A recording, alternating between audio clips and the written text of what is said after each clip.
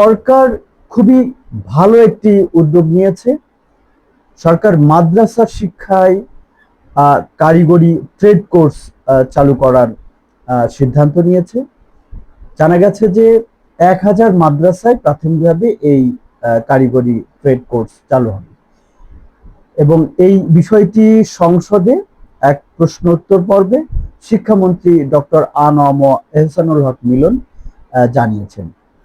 শিক্ষামন্ত্রী বলেন, সংসদের যে প্রশ্নোত্তর পর্ব সেখানে বলেছেন যে মাদ্রাসা শিক্ষাকে আধুনিক ও যুগোপযোগী করার লক্ষ্যে মাদ্রাসার কারিকুলামে পেশাভিত্তিক ও বৃত্তিমূলক বিভিন্ন বিষয় অন্তর্ভুক্ত করা হবে।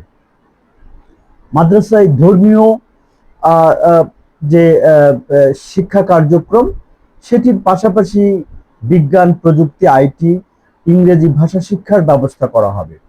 ইতিমধ্যে কারিগরি ও মাদ্রাসা শিক্ষা বিভাগ কর্তৃক গঠিত একটি কমিটি মাদ্রাসার কারিকুলাম যুগোপযোগী করার লক্ষ্যে কাজ শুরু করেছে এবং তিনি আরো যেটি জানিয়েছেন যে সরকারের নির্বাচনী ইশতেহার অনুযায়ী সবার জন্য কারিগরি শিক্ষা নিশ্চিত করার লক্ষ্যে প্রতিটি মাদ্রাসায় কারিগরি যে ট্রেড সেটি চালু করা হবে এবং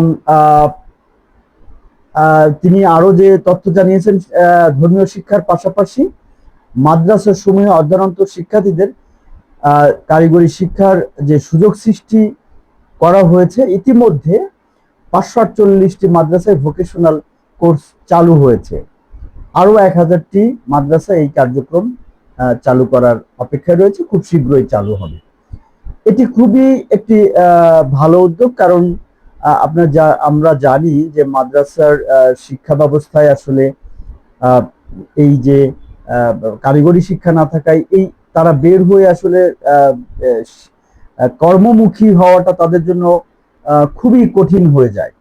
তো এই বিশাল একটি জনশক্তিকে কর্মমুখী করার যে উদ্যোগ, এটি খুবই গুরুত্বপূর্ণ এবং একটি ভালো সিদ্ধান্ত। সুপ্রিয় দর্শক মন্ডলী, এই সিদ্ধান্তের বিষয়ে বা আপনাদের অন্য কোনো বিষয়ে যদি কোনো মতামত থাকে অবশ্যই কমেন্ট অপশনে জানাবেন। ভালো থাকবেন, সুস্থ থাকবেন, নিরাপদে থাকবেন।